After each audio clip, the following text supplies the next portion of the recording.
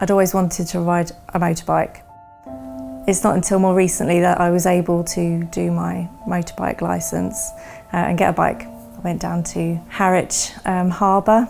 I felt on top of the world because I was doing something I'd wanted to do for such a long time. It was the best day and the worst day all at once. I was riding back, I was only doing 40 miles an hour. As I was going around this left-hand bend, hit a grass verge that just was enough to launch me into the air, and I cartwheeled with the bike. The next thing I remember is waking up with a crowd of people around me on my back in the field.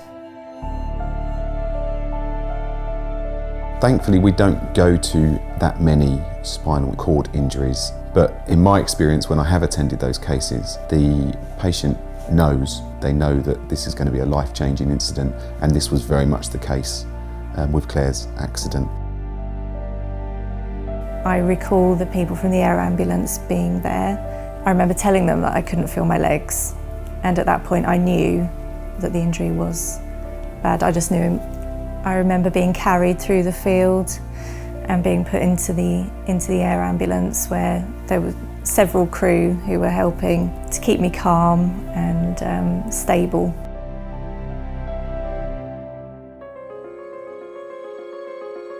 We can't change the fact that the accident has happened, we can't change the initial injury, but what we can do is we can then stop that injury progressing and hopefully limit the damage that can occur later on. But probably the biggest decision that the team made for Claire was to transport her to Addenbrooke's Hospital, which is a major trauma centre. I sustained a severed spinal cord, several fractured vertebrae. I had 7 broken ribs and a fractured shoulder. I spent the first 4 days just being stabilised prior to having my spine fixed with metal rods. You know, I will never walk again. So now I am getting used to life in a wheelchair. I'm permanently paralysed. Luke has given up work so that he can care for me. Luke and I are both photographers. I've been unable to hold the weight of a camera, so I've been unable to use my camera, but actually the front wheel attachment means I've got a bit of extra stability, so I can now do that as well.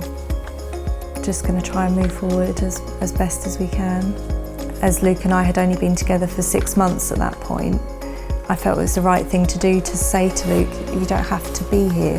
And I kind of gave him that permission to go if he wanted to, because this is my injury. But he decided to stay instead. And then a few weeks later, when we were in hospital, Luke proposed. The air ambulance made a massive difference to my recovery because they were able to make a decision about which hospital I was to attend. Had my injury been a centimetre higher up my spine, then my injuries would have been much different. I may not have use of my arms, I may not have had the muscles needed to be able to swallow or to breathe properly. And so that 20-minute ride in a helicopter compared to an hour and a half drive, that made a massive difference to me. Yeah.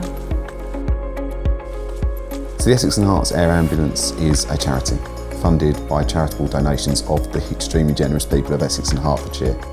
So the importance of support could be the difference between life and death, and in Claire's case very much could be the difference between having use of her upper limbs or not.